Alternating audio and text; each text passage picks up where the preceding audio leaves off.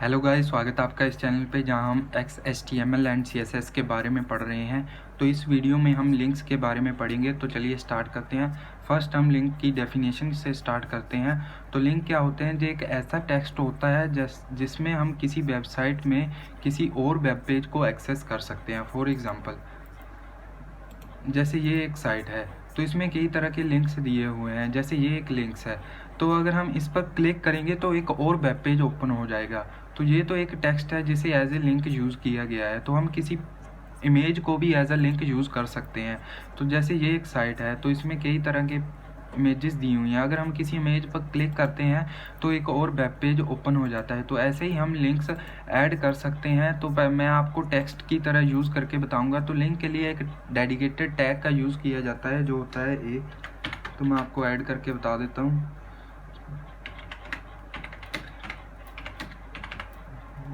और क्लोज के लिए लगा देते हैं। तो ये एक लिंक बन गया है, पर ये एक प्रॉपर लिंक नहीं है क्योंकि हमने इसमें एक डेस्टिनेशन पॉइंट नहीं दिया है। मीन्स हमने ये नहीं बताया इस लिंक से कौन सा पेज ओपन होगा, एक एड्रेस नहीं दिया उस लिंक का। तो उसके लिए हमें रेफरेंस देनी होती है। तो उसके लिए हम क्या करेंगे, ओपन वाले टैग को ए के ओपन टैग में जाएंगे और यहाँ लिखेंगे HREF और इक्वल टू का साइन देंगे और एक कोटेशन मार्क डाल देंगे। तो ऐसे हम इसमें लिख सकते हैं। तो HREF का यहाँ मतलब है हाइपर लिंक रेफरेंस। मीन्स आप जो भी यहाँ लिखेंगे वो इस लिंक से ओपन होगा। तो यहाँ मैं किसी वेबसाइट का एड्रेस भी डाल सकता हूँ या खुद से बनाए हुए पेज का एड्रेस भी डाल सकता हूँ। तो पहले मैं आपको किसी वेबसाइट का बता देता हूँ, जैसे http yahoo.com। तो मैंने यहाँ yahoo.com की साइट डाल दी है। तो मैं इसे सेव कर देता हूँ और आपको रन करके बता देता हूँ। तो मैं इसे, तो ये देखिए एक लिंक बन गया है। अगर मैं इस पर क्लिक करता हूँ तो एक और पेज ओपन हो जाएगा। तो सॉरी, मेरी थोड़ी इंटरनेट की स्पीड स्लो है तो आपको थोड़ा वेट करना होगा। तो ये देखिए ये साइट ओपन हो गई। तो ऐसे ही हम लिंक ऐड करके किसी और साइट को ओपन कर सकते हैं। तो जिस तरह आपने किसी और वेबसाइट का लिंक डाल के ओपन कर सकते हैं, ऐसे ही आप खुद के बनाए हुए पेज को भी इसमें ऐड कर सकते हैं। जैसे मैंने फॉर एग्जांपल एक पेज बनाया तो मुझे उसे इस पेज के द्वारा एक्सेस करना है। तो मैं उस पेज का एड्रेस इस लिंक में डालकर उसको एक्सेस कर सकता हूँ। मैं आपको करके बता देता हूँ। आपको क्या करना है, एक न्यू फाइल लेनी है। जैसे मैं इसको कॉपी कर लेता हूँ और यहाँ पेस्ट कर देता हूँ। सॉरी, तो यहाँ पेस्ट कर देता हूँ। तो मैं थोड़े से यहाँ चेंजेस कर देता हूँ। यहाँ लिख देता हूँ सेकंड